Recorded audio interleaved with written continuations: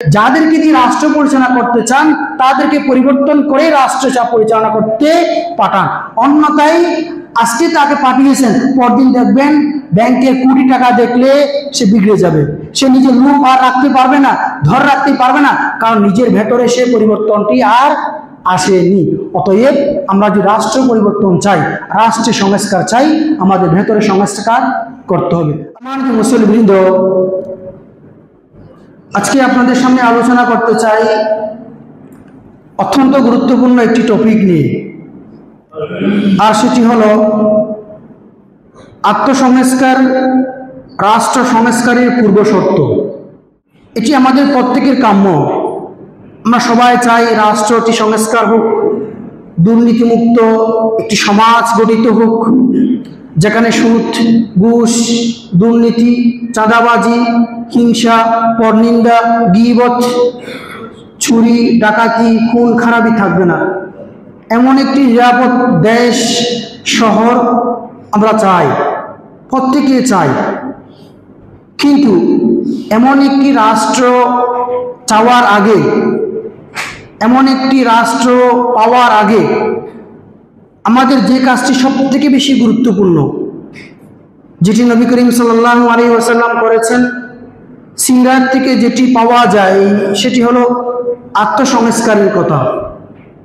কাজেই আজকে আপনাদের সামনে আত্মসংস্কার, রাষ্ট্র সংস্কারের পূর্ব শর্ত, এ বিষয়ে কোরআন ও সুন্নাহর আলোকে আলোচনা করব ইনশাআল্লাহ। রব্বুল আলামিনের কাছে তৌফিক কামনা করছি যেন তিনি আমাকে কোরআন এবং সুন্নাহ থেকে এ বিষয়ে আলোচনা করার তৌফিক দান করেন। রব্বি ইশরাহ লি সাদরি ওয়া ইয়াসসির লি আমরি ওয়াহলুল উকদাতাম মিন লিসানি ইয়াফকাহু কওলি। সম্মানিত মুসলিমবৃন্দ, আমরা যদি রাসূল করিম সাল্লাল্লাহু আলাইহি ওয়াসাল্লামের মাক্কি জিন্দেগি এবং মাদানী জিন্দেগি, মোট 23টি বছরের কথা একটু চিন্তা করি,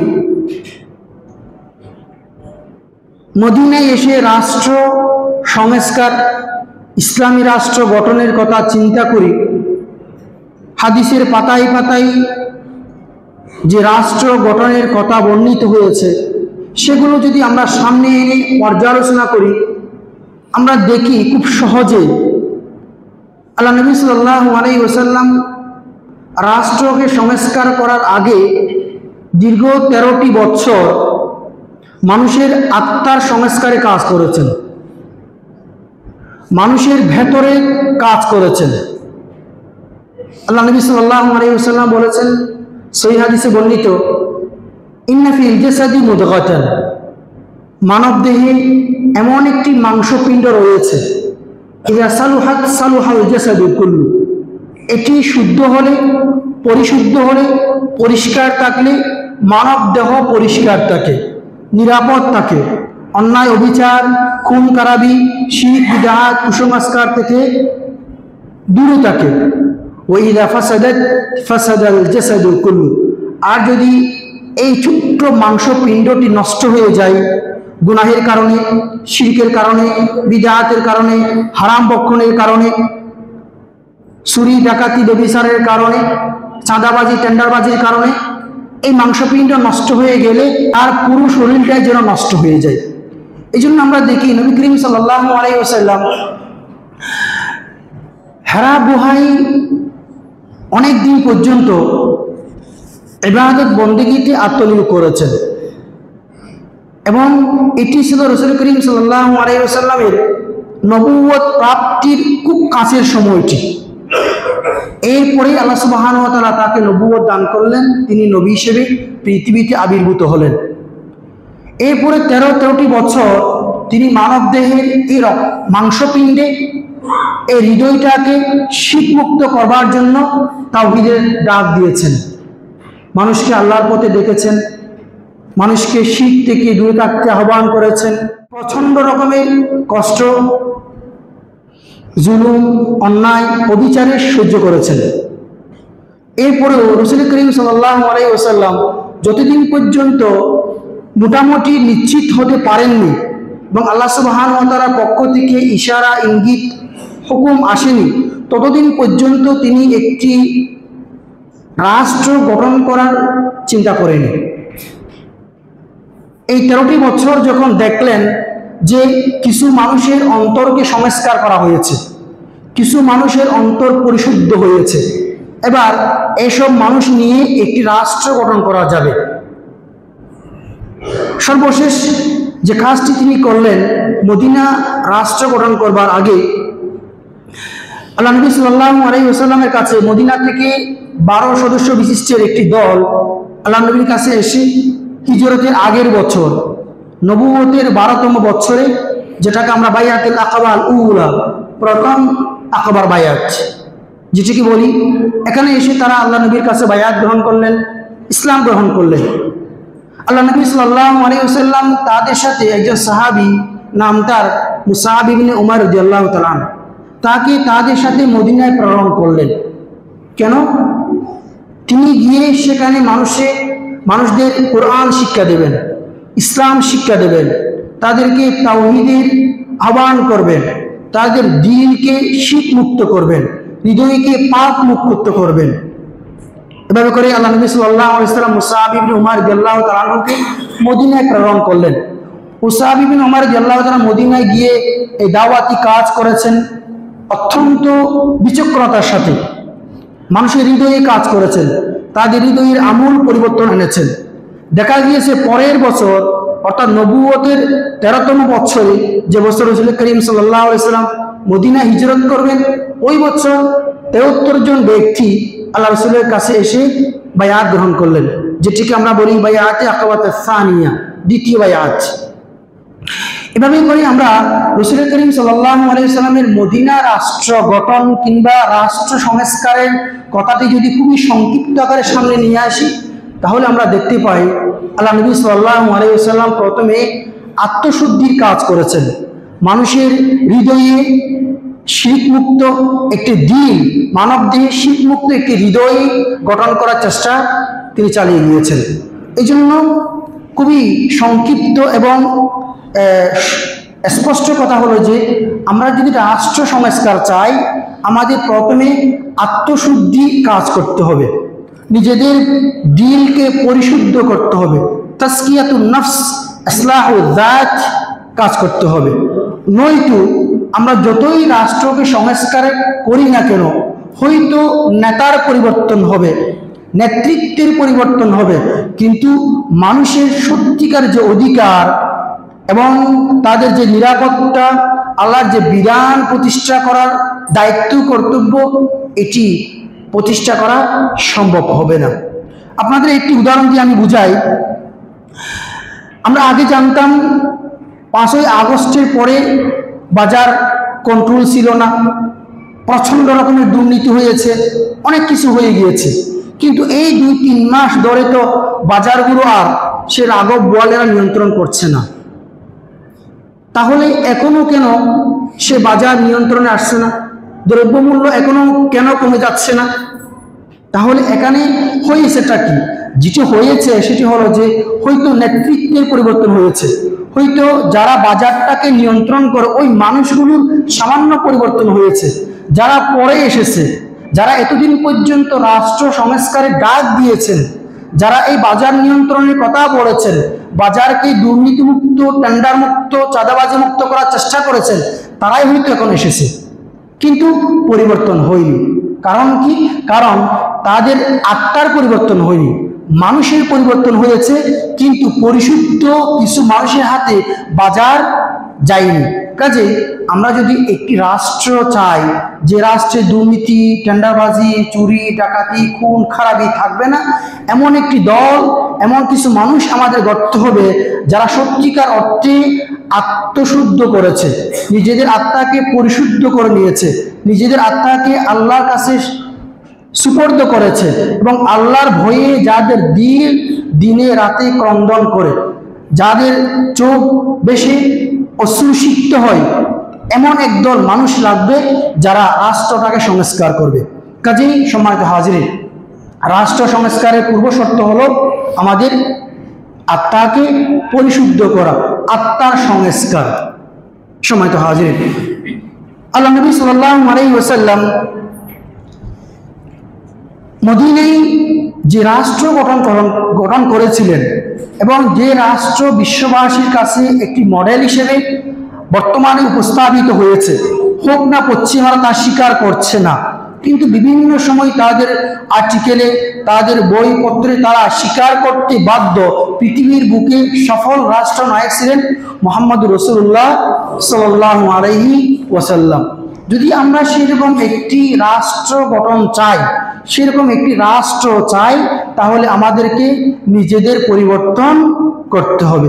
আর নিজেদের পরিবর্তনটা কোন জায়গায় আমরা পরিবর্তন করব? কোন জায়গায় পরিবর্তন করলে আমরা আমাদের নির্দিষ্ট লক্ষ্য উদ্দেশ্যে পৌঁছতে পারবো? এ নিয়ে কুরআন এবং হাদিসের বহু আয়াত, বহু হাদিস রয়েছে।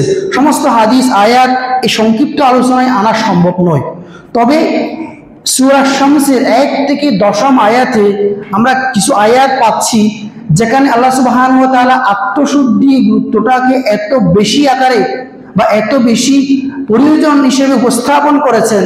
তিনি বললেন, একটি সূরার 1 থেকে 10 পর্যন্ত আয়াতে 11 বার শপথ করে বললেন, তুমি যদি সফল হতে চাও, আর এই সফলতা হোক ব্যক্তি জীবনে, হোক রাষ্ট্রীয় জীবনে, হোক সামাজিক জীবনে, পারিবারিক জীবনে, যদি তুমি সফল হতে চাও, তোমাকে আত্মসংস্কার করতে হবে, তোমার ভেতরটা পরিষ্কার করতে হবে, তোমার ভেতরটাকে দুর্নীতি মুক্ত করতে হবে। তাহলেই তুমি তোমার ব্যক্তি জীবন থেকে নিয়ে রাষ্ট্রীয় জীবন পর্যন্ত সফল হতে পারবে। আর এই সফলতাটাকে বর্ণনা করবার আগে আল্লাহ সুবহানাহু ওয়া তাআলা 11 বার শপথ করেছেন। আল্লাহ সুবহানাহু ওয়া তাআলা সূরাতুশ শামসের প্রথম দিকে একটু পড়ুন। আল্লাহ বলছেন, ওয়াশ-শামসি ওয়া দুহাহা, একবার শপথ, আমি অনুবাদটা একটু পরে বলছি। ওয়াল কামারি ইযা তালাহা, দ্বিতীয় শপথ। ওয়ান নাহারি ইযা জাল্লাহা, তৃতীয় শপথ। ওয়াল লাইলি ইযা ইয়াগশাহা, চতুর্থ। ওয়াস সামাই ওয়া মা বানাহা, পঞ্চম। ওয়াল আরদি ওয়া মা তাহাহা, ওয়া নাফসি ওয়া মা সাওয়াহা, ফাআলহামাহা ফুজুরাহা ওয়া তাকওয়াহা, ক্বাদ আফলাহা মান যাক্কাহা। এতবার শপথ করার পরে আল্লাহ সুবহানাহু ওয়া তাআলা শেষে এসে বললেন, ক্বাদ আফলাহা মান যাক্কাহা, যে আত্মার সংস্কার করেছে সে ব্যক্তি সফল হয়েছে। ওয়া ক্বাদ খাবা মান দাসসাহা, আর যে তার আত্মাকে কলুষিত করেছে পাপে, অন্যায়ে, শিরকে, বিদআতে, খুন খারাপিতে, হৃদয়কে কলুষিত করেছে, আল্লাহ বলছেন ক্বাদ খাবা, সে ব্যর্থ হয়েছে। তাহলে আল্লাহ সুবহানাহু ওয়া তাআলা সফল হওয়া এবং ব্যর্থ হওয়ার এই বার্তাটি দেওয়ার আগে অনেক কিছু বিষয়ে শপথ করেছেন। সূর্য নিয়ে শপথ করেছেন, সূর্যের কিরণ নিয়ে শপথ করেছেন, চন্দ্র নিয়ে শপথ করেছেন, দিনে শপথ করেছেন, রাতে শপথ করেছেন, আসমানে শপথ করেছেন, জমিনে শপথ করেছেন। এতবার শপথের পরে আল্লাহ বলছেন, ক্বাদ আফলাহা মান যাক্কাহা, সফল সে ব্যক্তি যে তার আত্মাকে সংস্কার করেছে। তাহলে অর্থ কি দাঁড়ায়? আজকে আমরা সফলতা চাই, কিন্তু নিজেদেরকে সংস্কার করতে চাই না, নিজেদেরকে সংস্কার করতে চাই না। যদি আমরা নিজেদেরকে সংস্কার না করে একটি সংস্কার রাষ্ট্র চাই, একটি সফল রাষ্ট্র চাই, আমাদের তামান্নায় রয়ে যাবে। সত্যিকার অর্থে একটি সফল রাষ্ট্র আমরা কশ্চিনকালেও পাবো না। অতএব আমাদেরকে যেটি করতে হবে, আমরা যেখানে আছি, যে জায়গায় আছি, তার জায়গায় আমাকে সংস্কার করতে হবে, আমার জায়গায় আমাকে সৎ থাকতে হবে, আমার জায়গায় আমাকে দুর্নীতি মুক্ত থাকতে হবে, আমার জায়গায় আমাকে গুনাহ, পাপ, ব্যভিচার মুক্ত থাকতে হবে। তাহলেই আপনার এক এক করে প্রত্যেকটা নাগরিক যখন নিজের জায়গায় নিজেকে পরিশুদ্ধ করে নেবে, এটি রাষ্ট্রকে গঠন করবে। কারণ রাষ্ট্র কিসের নাম? একটি ভূখণ্ড এবং কিছু মানুষের নাম। একটা ভূখণ্ড এবং কিছু মানুষ নিয়ে একটি রাষ্ট্র গঠিত হয়। দেশের মানুষগুলি তো রাষ্ট্রটাকে পরিচালনা করে। রাষ্ট্র তো দৃশ্যমান কিছু জিনিসের না, রাষ্ট্র কি দেখা যায়? রাষ্ট্র তো অদৃশ্য একটা শক্তির নাম, যেখানে মানুষ দ্বারা পরিচালিত হয়, যেটি একটি ভূখণ্ডে পরিচালিত হয়। অতএব রাষ্ট্র সংস্কার অর্থ পরোক্ষভাবে মানুষের সংস্কার করা। অতএব যদি আমরা রাষ্ট্রকে সংস্কার করতে চাই, আমাদের নিজেদেরকে সংস্কার করতে হবে। মোহতরম হাজিরিন, অতএব জুলাইয়ের এই অভ্যুত্থান, 5ই আগস্টের পরে যে বিজয়, এই বিজয়টাকে যদি আমরা দেখতে চাই আগের সমস্ত শাসনের চেয়ে সুন্দর একটি সময় যদি আমরা চাই, এখনই আমাদের সময় নিজেদেরকে পরিবর্তন করে নেওয়া। আর যদি নিজেদেরকে পরিবর্তন করতে পারি তাহলে আমরা দুনিয়াতেও সফল হব, আখিরাতেও সফল হব। আল্লাহ সুবহানাহু ওয়া তাআলা বলছেন যে সফল সেই ব্যক্তি, জান্নাতের বাসিন্দা সেই ব্যক্তি যে নিজেকে সংস্কার করেছে। সূরা নাজিআতের 40 থেকে 41 নম্বর আয়াত আল্লাহ বলছেন, ওয়া আম্মা মান খাফা মাকামা রাব্বিহি ওয়া নাহান নাফসা আনিল হাওয়া ফাইন্নাল জান্নাতা হিয়াল মাওয়া। এটি সংস্কারের একটি কি বলে কনসেপ্ট, সংস্কারের একটি কনসেপ্ট। মানুষ যখন নিজেকে সংস্কার করে, ভেতরটাকে পরিষ্কার করে, ভেতরটাকে পাপমুক্ত করে, তখন তিনি আল্লাহকে বই করেন, তখন তিনি আল্লাহকে ভয় করেন। কিংবা অন্য অর্থে মানুষ যখন আল্লাহকে ভয় করে, আল্লাহর সামনে উপস্থিত হতে হবে, তার কাছে জীবনের প্রত্যেকটি কাজের, প্রত্যেকটি কর্মকাণ্ডের হিসাব দিতে হবে, এই ভয় যখন তার মধ্যে থাকে তখন তিনি সব ধরনের অন্যায়, অবিচার, পাপাচার থেকে দূরে থাকে। আল্লাহ কথাটি বলছেন, ওয়া আম্মা মান খাফা মাকামা রাব্বিহি, যে ব্যক্তি আল্লাহর সামনে উপস্থিত হতে হবে ভেবে শঙ্কিত হয়, খাফা শঙ্কিত হয়, ওয়া নাহান নাফসা আনিল হাওয়া, এবং প্রবৃত্তির কামনা বাসনাকে নিজের নিয়ন্ত্রণে রাখে, ফাইনাল জান্নাতা হিয়াল মাওয়া, জান্নাতি হবে তার ঠিকানা, জান্নাতি হবে তার ঠিকানা। তাহলে নিজেকে কন্ট্রোল করতে পারাই তো সংস্কার করা। যতদিন পর্যন্ত আমরা এই জায়গায় নিজেদেরকে ক্লিয়ার করতে পারিনি, ততদিন পর্যন্ত আমরা জান্নাতে সে আশাটি করতে পারি না। এই জন্য আল্লাহ নবী সাল্লাল্লাহু আলাইহি ওয়াসাল্লাম বলছেন, সফল ব্যক্তিকে, বুদ্ধিমান ব্যক্তিকে, যাদেরকে আমরা বুদ্ধিজীবী বলি, যারা টক শোতে এসে বড় বড় কথা বলে, আমাদেরকে গণতন্ত্র শিখায়, আমাদেরকে পশ্চিমাদের সেই গণতন্ত্রের রেফারেন্স দিয়ে কথা বলে, তারাই কি সফল? না। বিশ্বনবী বলেন, সফল ব্যক্তি সেই আল কাইয়িসু মান দারা নাফসাহু ওয়া আমিলা লিমা বা'দাল মাউত, বুদ্ধিজীবী সেই, সফল ব্যক্তি সেই যে মান দারা নাফসাহু, যে নিজেকে সংস্কার করে, যে নিজেকে কন্ট্রোল করে, যে নিজের আত্মাকে, নিজের মনকে, নিজের প্রবৃত্তিকে পরিচালনা করে, দমন করতে পারে, এবং সে পরকালের জন্য প্রস্তুতি গ্রহণ করে, পরকালের জন্য আমল করে, নেক আমল করে, সৎ কাজ করে, সে ব্যক্তি হলো কি? বুদ্ধিজীবী, সফল। ওয়াল আজিজু, এবং বেকুফ বুদ্ধিহীন ব্যক্তি সেই ওয়াল আজিজু মান আতবা নাফসাহু হাওয়াহা, যে নিজেকে প্রবৃত্তির অনুসরণ করতে ছেড়ে দিয়েছে, যাচ্ছে তাই করে, পরকাল নিয়ে তার কোনো ভাবনা নেই, আল্লাহর সামনে উপস্থিত হতে হবে, শাস্তির হিসাবে মুখোমুখি হতে হবে, এই নিয়ে তার কোনো চিন্তা নেই, ভাবনা নেই। আল্লাহ নবী বলেন, সে হলো আজিজ, সে হলো অক্ষম, নির্বোধ একটা ব্যক্তি। ওয়াল আজিজু মান আতবা নাফসাহু হাওয়াহা ওয়া তামান্না আলাল্লাহ, আর মাঝে মাঝে সে বলে, আমি তো ঈমান এনেছি, আমি তো লা ইলাহা ইল্লাল্লাহ বলেছি, আল্লাহ রাসূল সাল্লাল্লাহু আলাইহি ওয়াসাল্লামকে নবী হিসেবে, আখির নবী হিসেবে মেনে নিয়েছি, অতএব আল্লাহ আমাকে ক্ষমা করবেন, আমি যতই অন্যায়, অবিচার, সুদ, ঘুষ খাই না কেন, বৃদ্ধ বয়সে একবার হজ করে নেব, বৃদ্ধ বয়সে আমি কিছু দান খায়রাত করব, এখন আগে 1000 কোটি টাকার মালিক হয়ে যায়, দেন জীবনের পরন্ত বিকেলে গিয়ে আল্লাহর কাছে ক্ষমা চেয়ে নেব, আল্লাহর কাছে দান খায়রাত করব, মসজিদ বানিয়ে নেব, আল্লাহ আমাকে মাফ করে দেবেন। আল্লাহ নবী বলেন, সে হলো একটা নির্বুদ্ধ ব্যক্তি। অতএব মুহতারাম হাজরিন, যদি আমরা রাষ্ট্র সংস্কার চাই, প্রথমেই নিজেদেরকে সংস্কার করতে হবে। এবার আমি বলবো আপনাদের সামনে কয়েকটি নিজেদেরকে সংস্কার করার সংক্ষিপ্ত কয়েকটি টিপস, যে কাজগুলো করলে আপনি সহজেই নিজেকে সংস্কার করতে পারবেন, সহজেই নিজের আত্মাকে পরিশুদ্ধ করে নিতে পারবেন, কিংবা ওই সমস্ত কাজ যেগুলো করলে আপনার ভেতর পরিবর্তন আসবে, আপনি যে অন্যায়, অবিচারের মধ্যে ডুবন্ত আছেন সেখান থেকে বেরিয়ে আসতে পারবেন, বেরিয়ে আসার পথ ও পন্থা। প্রথম আমাদেরকে জানতে হবে আসলে এই যে ভেতরটাকে পরিবর্তন করার অর্থটা হচ্ছে যে ভেতরটা বর্তমানে যে অবস্থায় আছে, আমার অন্তরটা যে অবস্থায় আছে, যে পজিশনে আছে, এর থেকে উপরের দিকে নিয়ে যাওয়া, এটাকে ডেভেলপ করা, উন্নত করা। এখন যে অবস্থায় আছে তার থেকে আর উন্নত চরিত্রের অধিকার হওয়া। এই জন্য উলামায়ে কেরাম বলেন এই যে পবিত্র করা এটি মূলত দুই প্রকার।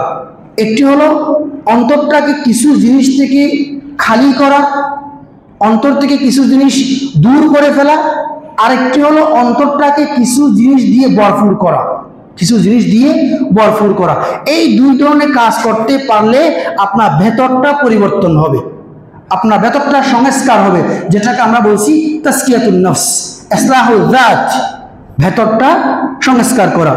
প্রথম যেটি সেটি হচ্ছে যে তাতহীরুন নফস মিনাল আমরাদি ওয়াল আখলাকিল আল-রাযীলা, ভেতরটাকে অন্তরের যত রোগ আছে, অহংকারের রোগ আছে, গীবত করার রোগ আছে, পরনিন্দা করার রোগ আছে, শিরক করার রোগ আছে, অন্তরে যত ধরনের রোগ আছে এই রোগ থেকে অন্তরটাকে পরিচ্ছন্ন করতে হবে।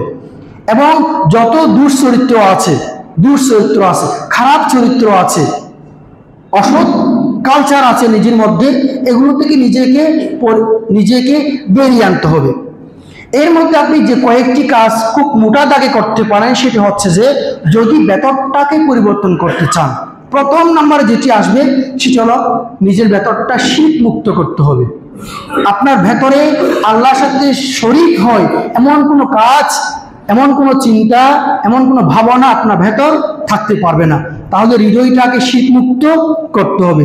এরপরে যেটা করতে হবে সেটি হলো যে হিংসা, বিদ্বেষ, খুন খারাপি, বেবিচারির মতো যে পাপের প্রতি নিজের আকাঙ্ক্ষা, এটাকে দমন করতে হবে। অর্থাৎ ভেতরটাকে এ ধরনের পাপ থেকে মুক্ত করতে হবে। তাহলে একটা হলো কি ভেতরটা পাপ মুক্ত করা, গুনাহের কাজ থেকে নিজেকে সরিয়ে ফেলা, অন্যায় অবিচার থেকে নিজেকে দূরে রাখা, এটা হলো কি একটা। আরেকটি হলো এই অন্তরটাকে কিছু জিনিস দিয়ে ভরপুর করা। তার মধ্যে প্রথম যেটি আসবে সেটা হলো তাওহীদ, অর্থাৎ শিরকের উল্টোটা। তাওহীদ দিয়ে আপনার দিলটাকে ভরপুর করতে হবে। অর্থাৎ আপনার হৃদয়ে, আপনার ইবাদতের মধ্যে তাওহীদ ছাড়া, ইখলাস ছাড়া, আল্লাহ সন্তুষ্টি, তার রেজামন্দি ছাড়া অন্য কিছুই আসতে পারবে না। যদি এই কাজটি পারেন তাহলে আপনার ভেতরটা পরিবর্তন হবে। এজন্য আমাদেরকে এই হৃদয়টাকে সংস্কার করতে যে কাজগুলো রয়েছে তার মধ্যে দুটি কাজ সবচেয়ে গুরুত্বপূর্ণ বললাম। একটি হলো হৃদয়টাকে শিরক মুক্ত করা, আর বিপরীত পক্ষে হৃদয়ের মধ্যে আল্লাহর তাওহীদ, আল্লাহর একত্ববাদ এবং প্রত্যেকটি কাজ তার জন্য করাকে প্রাধান্য দেওয়া, এটি আসতে হবে। এই দুটো জিনিস যখন আপনার হৃদয়ের মধ্যে থাকবে, আর কিছু জিনিস আছে যেগুলো আপনার এই দুটি কাজকে হেল্প করবে, সহযোগিতা করবে। এই যে দুটি কাজ আপনি এখন করছেন নিজের হৃদয়টাকে সংস্কার করবার জন্য, এগুলোর জন্য সহযোগী কিছু কাজ। তার মধ্যে প্রথম যে সহযোগী কাজ সেটি হলো আত-তাওবাতুন নাসুহ, খালেস তওবা করা। আমাদের জীবনে অনেক অন্যায় অবিচার হয়ে গিয়েছে, এখন আমরা রাষ্ট্রীয় সংস্কার চাই। তার আগে এখন জীবনে যত অন্যায় করেছি, যত অপরাধ করেছি, যত গীবত করেছি, যত মানুষের ক্ষতি করেছি, ওখান থেকে নিজেকে বেরিয়ে আনা, এটা যদি আমি এখন পারি তাহলে সামনে আমি একটি সুন্দর রাষ্ট্র গঠন করতে পারবো। আর এটার জন্য আমার দরকার কি? আগের অপরাধ থেকে বেরিয়ে আসা, তওবা করা। হে আল্লাহ, জীবনে যা করেছি, ভুল করেছি, আর কখনো করব না, এই মর্মে আল্লাহর সাথে ওয়াদাবদ্ধ হওয়া, যেটিকে বলা হয় আত-তাওবাতুন নাসুহ, খাঁটি তওবা। আল্লাহ সুবহানাহু ওয়া তাআলা বলেছেন কুরআনুল কারীমের মধ্যে, ইয়া আইয়ুহাল্লাযীনা আমানু তুবু ইলাল্লাহি তাওবাতান নাসুহা, হে ঈমানদারেরা তোমরা আল্লাহর কাছে খাঁটি তওবা করো। তোমরা যদি এই কাজটি করতে পারো, আল্লাহ রাব্বুল আলামিন তোমাদেরকে দুটি পুরস্কার দেবেন। একটি হলো ইউকাফিরা আসা রাব্বুকুম আন ইউকাফিরা আনকুম সাইয়্যাতিকুম, রব্বুল আলামিন তোমাদের এতদিন পর্যন্ত যে পাপ করেছো, যে অন্যায় করেছো, যে কাজের কারণে রাষ্ট্রটি সংস্কার হতে পারেনি, যে অপরাধের কারণে, তোমার যে অন্যায়ের কারণে বাজার নিয়ন্ত্রণ আসেনি, তোমার যে অপরাধের কারণে অফিসগুলো দুর্নীতিমুক্ত হয়নি, এগুলো আল্লাহ সুবহানাহু ওয়া তাআলা ক্ষমা করে দেবেন। আল্লাহ সুবহানাহু ওয়া তাআলা ক্ষমা করে দেবেন। আরেকটি পুরস্কার তোমাদেরকে দেবেন, ওয়ায়ুদখিলকুম জান্নাতিন তাজরি মিন তাহতিহাল আনহার, এবং তোমাদেরকে এমন একটি জান্নাতে প্রবেশ করাবেন যে জান্নাতের তলদেশ দিয়ে নিচ দিয়ে নহর বয়ে গিয়েছে, নদী বয়ে গিয়েছে। তাহলে আমরা এখন সংস্কার চাই, রাষ্ট্র সংস্কার চাই, সুন্দর একটি রাষ্ট্র চাই। তাহলে আমাদের যে অপরাধগুলো আছে এই অপরাধ থেকে এখনই বেরিয়ে আসতে হবে। আমরা নিজেদের অপরাধের উপর বহাল থেকে তওবা না করে আল্লাহর কাছে অতীত অপরাধের কারণে, গুনাহের কারণে স্বীকার না করে, তার কাছে ওয়াদাবদ্ধ না হয়ে যদি আমরা রাষ্ট্র সংস্কার করতে চাই, তাহলে কখনো এই রাষ্ট্র সংস্কার হবে না। নেতৃত্বের পরিবর্তন হবে, মানুষের পরিবর্তন হবে, কিন্তু নীতির পরিবর্তন হবে না। কয়দিন পরে আবার বলতে হবে আগের জন ভালো ছিল। এই জন্য আমাদেরকে এখনই সময় যে যে জায়গায় আছি সেখান থেকে নিজেদের পরিবর্তন করা। 2 নম্বর যে কাজ, সে কাজটি হলো যে আল্লাহর কাছে ইস্তিগফার করা। একটা তওবা আর একটা ইস্তিগফার দুটো ভিন্ন জিনিস। তওবা হলো আপনার অতীতের কাজের উপর লজ্জিত হওয়া, আল্লাহর কাছে ফিরে আসা, ভবিষ্যতে করবেন না বলে ওয়াদাবদ্ধ হওয়া। আর ইস্তিগফার হলো ক্ষমা চাওয়া, যে কাজটি হয়ে গিয়েছে করব না, হে আল্লাহ আমাকে আগের কাজের যে গুনাহ পাপ অন্যায় করেছি তা ক্ষমা করে দাও। সহিহ মুসলিমের 6466 নম্বর হাদিস, আল্লাহ নবী সাল্লাল্লাহু আলাইহি ওয়াসাল্লাম বলেন, আল্লাহ রাব্বুল আলামিন বলেছেন, হাদিসটি হাদিসে কুদসি, আল্লাহ বলছেন, ইয়া ইবাদি, হে আমার বান্দারা, ইন্নাকুম তুখতিউনা বিল-লাইলি ওয়ান-নাহার, তোমরা সকাল সন্ধ্যা গুনাহ করো, অপরাধ করো, জেনে না জেনে, বুঝে না বুঝে, শয়তানের ফাঁদে পড়ে। তোমাদের কাজ হলো তোমরা অপরাধ করো, আমি জানি। ওয়ানা আগফিরুয যুনুবা জামিআ, আর আমি আল্লাহ সুবহানাহু ওয়া তাআলা আমি তোমার সমস্ত গুনাহ ক্ষমা করে দিই। অতএব আল্লাহ আমাদেরকে জানিয়ে দিচ্ছেন, বান্দা সে বুঝে না বুঝে সকাল সন্ধ্যা গুনাহ করবে, যে তার কাজ। কিন্তু তার আরেকটি দায়িত্ব হলো যে আমাকে রব হিসেবে জেনে আমি তার সে পাপগুলো মোচন করতে পারি একমাত্র আমি, তাকে ক্ষমা করতে পারি। কোনো বাবা, কোনো পীর, কোনো মাজার, কোনো ওলি, কোনো নবী, কোনো রসুল তাকে ক্ষমা করতে পারেন না, ক্ষমা করতে পারি আমি। অতএব আমার কাছে আসো, আমার কাছে ক্ষমা চাও। এই জন্য আল্লাহ নবী সাল্লাল্লাহু আলাইহি ওয়াসাল্লাম অনেকটি হাদিসের মধ্যে বলছেন, আল্লাহ রাব্বুল আলামিন প্রতি রাতের শেষ অংশে প্রথম আকাশে আসেন এবং বলেন, মাই ইয়াস্তাগফিরুনি ফাগফির লাহু, কে আছো আমার কাছে ক্ষমা চাইবে আমি ক্ষমা করে দেব। তাহলে ক্ষমা চাইতে হবে কার কাছে? আল্লাহর কাছে। কোনো নবীর কাছে নয়, রসুলের কাছে নয়, ওলির কাছে নয়, মাজারের কাছে নয়, পীরের কাছে নয়।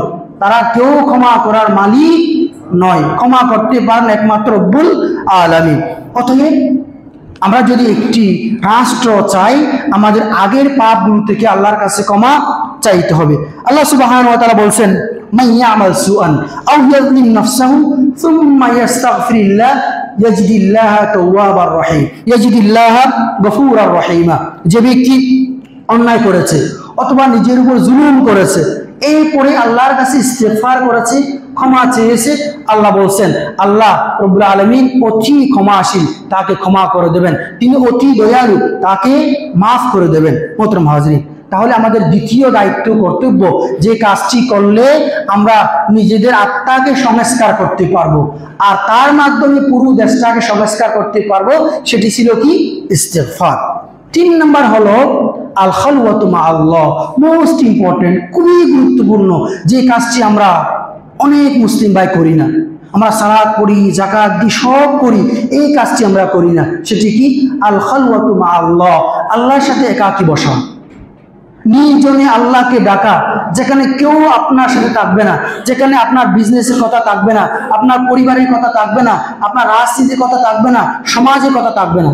একদম আল্লাহর কাছে একাকী নির্জনে মন খুলে নিজের অপরাধগুলো আল্লাহর কাছে উপস্থাপন করা। আল খালওয়াতু মা আল্লাহ, একাকী আল্লাহর কাছে বসে সব কিছু আল্লাহর কাছে বলা, সুখ দুঃখের সমস্ত কথা আল্লাহর কাছে বলা। হে আল্লাহ, আমি অপরাধ করেছি, তুমি জানো। হে আল্লাহ, আমি অন্যায় করেছি, তুমি জানো। হে আল্লাহ, আমার এই কমতি আছে, তুমি জানো। সবটা একটা একটা একটা করে আল্লাহর কাছে উপস্থাপন করা। এই কাজটি যদি আপনি করতে পারেন, আপনার ভেতর পরিবর্তন হতে বাধ্য। আল্লাহ নবী সাল্লাল্লাহু আলাইহি ওয়াসাল্লাম বলেন, সাবাআতুন ইযিল্লুহুমুল্লাহু ফি যিল্লিহি ওয়া লা যিল্লা ইল্লা যিল্লু, কিয়ামত দিবসে রব্বুল আলামিন 7 শ্রেণীর ব্যক্তিকে তার আরশে আজিমের নিচে বিশেষ ছায়া দান করবেন। তাদের জন্য স্পেশাল প্যান্ডেল থাকবে, তার আরাম আয়েশের মধ্যে থাকবেন, আর অন্যরা করবে হাই হুতাশ, ইয়া নাফসি ইয়া নাফসি ইয়া নাফসি। তার মধ্যে ওই ব্যক্তি যে আল্লাহর সাথে এই কাজটি করে, নির্জনে একাকী বসে আল্লাহকে ডাকে, সুখ দুঃখের কথা আল্লাহর সাথে শেয়ার করে, সব কিছু আল্লাহকে বলে, সব কিছু আল্লাহর কাছে সুপর্দ করে। হযরত ইয়াকুব আলাইহিস সালাম তিনি জীবনের বৃদ্ধ বয়সে একটি বড় মুসিবতের মুখোমুখি হলেন। তার সব থেকে প্রিয়তম সন্তান হযরত ইউসুফ আলাইহিস সালামকে তিনি হারিয়ে ফেললেন। তার অন্যান্য ছেলেরা তাকে কৌশলে তার থেকে দূরে সরিয়ে দিল। এরপরে অনেক দিন যেতে না যাওয়ার পরে তার আরেকটি আদরের সন্তান বিনিয়ামিন, যা ছিল ইউসুফের ভাই, তাকেও তিনি হারালেন। এরপরে তিনি দুনিয়ার সমস্ত কিছু থেকে মুখ ফিরিয়ে নিয়ে আল্লাহর কাছে বললেন, ক্বালা ইন্নামা আশকু বাসি ওয়া হুজনি ইলাল্লাহ। তিনি বললেন, আমার জীবনের সমস্ত সুখের দুঃখের কথা আল্লাহর কাছে বললাম, আল্লাহর কাছে সুপর্দ করলাম। এভাবে করে অনেক নবী রাসূলদের দোয়া আমরা দেখি, যেখানে তারা জীবনের একটা মুহূর্তে গিয়ে যখন তিনি নিরাশ হয়ে গিয়েছেন, এই সমাজে তিনি আর থাকতে চান না, এই সমাজটা তার কাছে অতিষ্ঠ হয়ে গিয়েছে, তখন তারা আল্লাহর কাছে নিজেকে আত্মসমর্পণ করেছেন, আল্লাহর সাথে তিনি পরামর্শ করেছেন, আল্লাহর সাথে কথা বলেছেন। আল্লাহ রাব্বুল আলামিন তার সমস্ত সমস্যার কথা সমাধান করে দিয়েছেন। অতএব যদি আমরা রাষ্ট্র সংস্কার চাই, আমার ভেতরটা সংস্কার করতে হবে, আর ভেতরটা সংস্কার করতে হলে আল্লাহর সাথে আপনার সমস্ত সুখ দুঃখের কথা শেয়ার করতে হবে। মোহতরম হাজরিন, এরপরে আমরা যদি নিজেদের ভেতরটা সংস্কার করতে চাই, আরেকটি গুরুত্বপূর্ণ পয়েন্ট হলো ধৈর্যশীল হওয়া। আল্লাহ নবী সাল্লাল্লাহু আলাইহি ওয়াসাল্লাম 13টি বছর মানুষের আত্মসংস্কারে কাজ করেছে, মানুষের ভেতরটা পরিবর্তনের জন্য কাজ করেছেন, মদিনার জিন্দেগিটিও করেছেন। কিন্তু এই 13টি মাক্কি জীবনের 13টি বছর ছিল একেবারেই কিসের জন্য? মানুষের ভেতরটা পরিবর্তন করবার জন্য, তাদের ভেতর আল্লাহর ওয়াহদানিয়ত, আল্লাহর একত্ববাদ গেঁথে দেওয়ার জন্যে। এই পুরো সময়ের মধ্যে তিনি যে ধৈর্য ধারণ করেছেন, তার সাহাবায়ে কেরাম রাদিয়াল্লাহু তাআলা আনহুম যে ধৈর্য ধারণ করেছেন, সেটি আজকে আমাদের সামনে মডেল হয়ে আছে। হযরত বেলাল বিন রাবাহ আল হাবশী রাদিয়াল্লাহু তাআলা, হযরত সুমাইয়া রাদিয়াল্লাহু তাআলা যিনি ইসলামের প্রথম শহীদ, এবং খাব্বাব রাদিয়াল্লাহু তাআলা, আবু বকর, ওমর, উসমান, রাসূলুল্লাহ সাল্লাল্লাহু আলাইহি ওয়াসাল্লাম, কে এমন আছেন যারা চরম জুলুমের শিকার হননি এবং ধৈর্য ধারণ করেননি। অতএব আপনি যদি রাষ্ট্র সংস্কার চান, আপনাকে ভেতরটা পরিবর্তন করতে হবে, আপনাকে তাওহীদের উপর টিকে থাকতে হবে। আর তাওহীদের উপর টিকে থাকা এত সহজ জিনিস নয়। আপনি তাওহীদের উপর টিকে থাকতে গেলে, আপনি যখন সঠিক ইসলাম পালন করতে যাবেন, দেখবেন পদে পদে বাধাগ্রস্ত হবেন, আর প্রত্যেকটি বাধাই আপনাকে ধৈর্য ধারণ করতে হবে। মনে রাখতে হবে আল্লাহ নবী সাল্লাল্লাহু আলাইহি ওয়াসাল্লাম কেমন ধৈর্য ধারণ করেছেন, হযরত বেলাল রাদিয়াল্লাহু তাআলা, হযরত সুমাইয়া রাদিয়াল্লাহু তাআলা কিভাবে ইসলামের জন্য ধৈর্য ধারণ করেছেন। অতএব মোহতরম হাজিরিন, যদি আপনি ভেতরটা সংস্কার করতে চান, আপনাকে ধৈর্য ধারণ করতে হবে। অল্পতেই ধৈর্য হারা হয়ে গেলে ভেতরটা সংস্কার হবে না, আর ভেতরটা সংস্কার না হলে রাষ্ট্র সংস্কার হবে না। অতএব 3 মাস যেতে না যেতেই অতিষ্ঠ হয়ে যাবেন না, ধৈর্য ধারণ করুন, নিজের ভেতর পরিবর্তন করুন, আশপাশের মানুষগুলোকে পরিবর্তন করার চেষ্টা করুন, ইনশাআল্লাহ রাষ্ট্র পরিবর্তন হবে। একটু সময় দিতে হবে। মোহতরম হাজরিন, সর্বশেষ যে পরামর্শটি দিতে চাই, যদি ভেতরটা পরিবর্তন করতে চান, সেটি হলো কোরআনের সাথে সম্পর্ক তৈরি করা। তিলাওয়াতুল কোরআনুল কারীম, কোরআনের তিলাওয়াত আপনার ভেতরটাকে প্রচন্ড রকমের আঘাত করবে, প্রচন্ড রকমের আঘাত করবে, বুঝতেই পারবেন না। আপনার হৃদয়টাকে কিভাবে পরিষ্কার পরিচ্ছন্ন করে দেবে বুঝতেই পারবেন না। পৃথিবীতে এমন কোনো বই, এমন কোনো পুস্তক নেই যেটি কোরআনের মতো করে আপনার হৃদয়টাকে অঙ্কিত করবে, কোরআনের মতো করে আপনার হৃদয়টাকে প্রভাবিত করবে, এমন কোনো বই পুস্তক পৃথিবীর বুকে আর নেই। অতএব যদি আপনার ভেতরটা পরিবর্তন করতে চান, আপনি বুঝেন আর নাই বুঝেন, বুঝলেও তো বেশি পরিবর্তন হবে, না বুঝে পড়লেও তার একটি প্রভাব অটোমেটিক সেখানেই আছে। এই জন্য যদি আপনি তাসকিয়াতুন নফস চান, ভেতরটা পরিবর্তন করতে চান, আপনাকে কোরআনের সাথে সম্পর্ক তৈরি করতে হবে। প্রতিদিন কোরআনের একটা অংশ, কোরআনের একটা পৃষ্ঠা, 2টা পৃষ্ঠা, 5টা পৃষ্ঠা আপনাকে তিলাওয়াত করতে হবে। অর্থসহ পারলে খুব ভালো, অ্যাটলিস্ট অর্থ ছাড়া হলেও আপনাকে কোরআন তিলাওয়াত করতে হবে। পাশাপাশি কোরআনের যে আহকামগুলো আছে এগুলোর উপর আমল করতে হবে। আর এই কাজগুলো যদি আপনি করতে পারেন, ইনশাআল্লাহ আপনার ভেতরে পরিবর্তন হবে। আর আপনার ভেতর পরিবর্তন হলে কি হবে? রাষ্ট্রটাই পরিবর্তন হয়ে যাবে। যে রাষ্ট্রটা পরিবর্তন করতে আপনি চান সেটি অটোমেটিক হয়ে যাবে। এটার জন্য আন্দোলন লাঠিসুটা কিছুই করা লাগবে না, অটোমেটিক পরিবর্তন হবে যদি নিজের ভেতরটা পরিবর্তন করতে পারেন। কারণ রাষ্ট্র তো আপনিই চালাবেন, রাষ্ট্র তো আপনার সন্তান চালাবে, রাষ্ট্র তো আপনার ছাত্র চালাবে, রাষ্ট্র তো আপনার মেয়ে চালাবে। অতএব যাদেরকে দিয়ে রাষ্ট্র পরিচালনা করতে চান তাদেরকে পরিবর্তন করে রাষ্ট্র পরিচালনা করতে পাঠান। অন্যথায় আজকে তাকে পাঠিয়েছেন, পরদিন দেখবেন ব্যাংকে কোটি টাকা দেখলে সে বিগড়ে যাবে, সে নিজের মুখ আর রাখতে পারবে না, ধর রাখতে পারবে না, কারণ নিজের ভেতরে সে পরিবর্তনটি আর আসেনি। অতএব আমরা যদি রাষ্ট্র পরিবর্তন চাই, রাষ্ট্রের সংস্কার চাই, আমাদের ভেতরে সংস্কার করতে হবে। আল্লাহ সুবহানাহু ওয়া তাআলা আমাদেরকে ভেতরে সংস্কার করার তৌফিক দান করুক। আমাদের প্রত্যেককে তাসকিয়াতুন নফসের জন্য যে 5টি টিপসের কথা বলেছি এগুলোর উপর আমল করার তৌফিক দান করুক। ওয়া আখিরু দাওয়ানা আনিল হামদুলিল্লাহি রাব্বিল আলামিন।